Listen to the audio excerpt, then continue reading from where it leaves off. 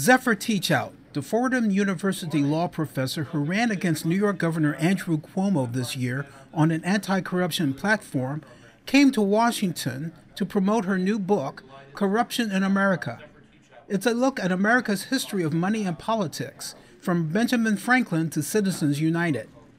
It is also, as she put it in a talk at the New America Foundation, an extended letter to the Supreme Court. I'm delighted other people are reading it, but I mostly want Justice Kennedy and Scalia to read it. Extended letter to the Supreme Court about how they misunderstand corruption. The book describes how modern conservative court justices and lawmakers have strayed from the intent of the founders, who feared the corrupting power of big money and embraced broad measures to counter it. Teachout read a passage from the conclusion of her book that sums up what's at stake now. But democracy without constant vigilance against corruption is an unstable, unmoored thing, subject to great gusts of whimsy and likely to collapse. There is no one walking below holding the string. We need obstacles, restraints, an unbreakable connection between the public and the representatives. Teachout, a progressive who sought, but in a controversial decision lost, the Working Family Party endorsement in the gubernatorial primary, also offered some thoughts about what progressives should be doing politically going into 2016. For one thing, she said, wage primary fights like she did. And whatever you think about whatever candidate, the absence of a primary would be a complete Democratic tragedy. So even if you love the one candidate, there is no single candidate where it is not a Democratic tragedy to not have a primary. Second, we need, I hope that somebody comes out with a strong populist approach, talking about breaking up the big companies. I think we're in an anti-monopoly moment and everybody feels it.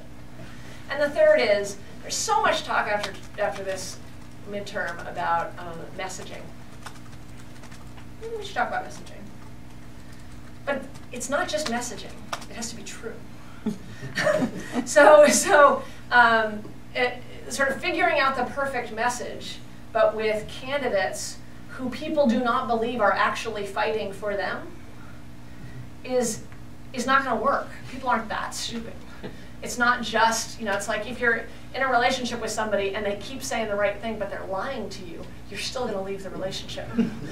So I don't think this is just a question of messaging. I think this is a question of actual, genuine policy addressing root issues, and I think that's got to involve talking about the way we fund elections. It's got to involve talking about big concentrated power. It's got to involve talking about what's happening with class in society.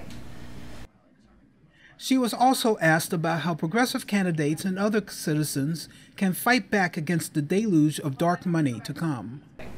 I found on the campaign trail that when I talked about campaign finance and breaking up big companies together, both were more powerful. That they actually, and I don't have like a message box for you guys, but if you have a little time to talk about the changing structure of power in this country, about how there's concentrated power, and that concentrated power is then leading to buying elections, and then those elections are leading to greater concentration, that's something that really makes sense to people. And it's talking about both of those together. In some ways, it gives a populist angle to campaign finance, which for too long has been seen as this sort of like fussy old white guy thing, like a bunch of scolds, and like really talking about power in a very serious, concrete way, I think can get to people. Because we're talking about taking on real power here. We're not like both playing chess. I mean, I have pretty clear populist beliefs about the way the economy should work. We're not talking about playing chess where we both have the same number of chess pieces. We have far fewer chess pieces, so we need to engage art and morality and a spirited kind of fight in a way that recognizes the asymmetry of power. This is Isaiah J. Poole for OurFuture.org.